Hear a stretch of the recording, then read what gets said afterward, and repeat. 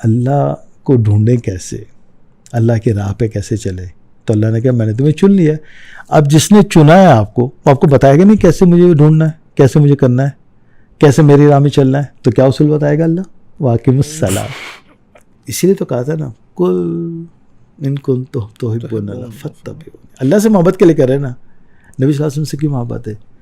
कि वो अल्लाह से वो अल्लाह आपसे मोहब्बत करते थे। रसूल सल्लल्लाहु अलैहि वसल्लम आपको कुरान नाजिल कर दिया। हमजा खुदा की कसम, जिस पे कुरान नाजिल होगा उसकी क्या क्या वैल्यू होगी, उस क्या अल्लाह ने उनको दिया होगा। क्यों चुना अल्लाह ने? अल्लाह ने नबी सल्लल्लाहु अलैहि वसल्लम को क्यों चुना था? एक आयत मेरी आपकी समझ में आती है तो हमारी हालत अजीब सी हो जाती है। हम समझते हैं पता नहीं आसमान पे पहुंच गए। ऑनेस्टली दिल से समझते हैं तो यार ये पूरा कुरान नबी सल्लल्लाहु अलैहि वसल्लम पे नाजिल किया था। क्या शख्सियत, क्या मकाम है, क्या मैं और आप उसका इदराक कर सकते हैं?